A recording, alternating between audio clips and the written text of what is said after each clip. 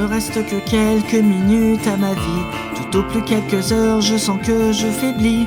Mon frère est mort hier au milieu du désert. Je suis maintenant le dernier humain de la terre. On m'a décrit jadis quand j'étais un enfant ce qu'avait l'air le monde il y a très très longtemps, quand vivaient les parents de mon arrière-grand-père et qu'il tombait encore de la neige en hiver. En ces temps, l'hiver au rythme des saisons et la fin des étés apportait la moisson. Une eau pure et limpide coulait dans les ruisseaux où venaient s'abreuver chevreuils et orignaux. Mais moi je n'ai vu qu'une planète désolante, paysage lunaire et chaleur suffocante, et tous mes amis mourir par la soif ou la faim, comme tombent les mouches jusqu'à ce qu'il n'y ait plus rien. Plus rien.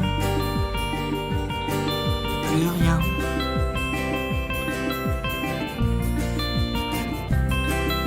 Il ne reste que quelques minutes à ma vie. Tout au plus quelques heures, je sens que je faiblis. Mon frère est mort hier au milieu du désert. Je suis maintenant le dernier humain de la terre.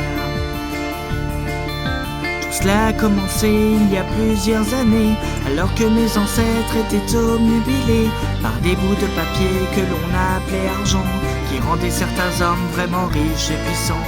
Et ces nouveaux dieux, ne reculant devant rien, étaient prêts à tout pour arriver à leur fin. Pour s'enrichir encore, ils ont rasé la terre, pollué l'air ambiant et tari les rivières. Mais au bout de 100 ans, des gens se sont levés et les ont avertis qu'il fallait tout stopper. Mais ils n'ont pas compris cette sage prophétie, ces hommes-là ne parlaient qu'en termes de profit.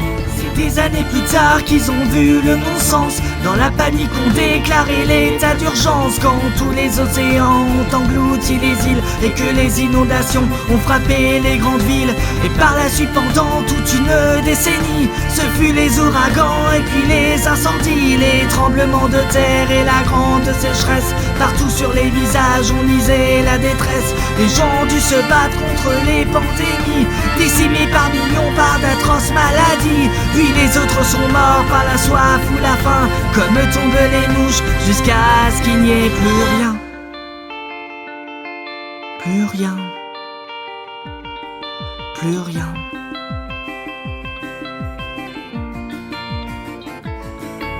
Mon frère est mort hier au milieu du désert. Je suis maintenant le dernier humain de la terre.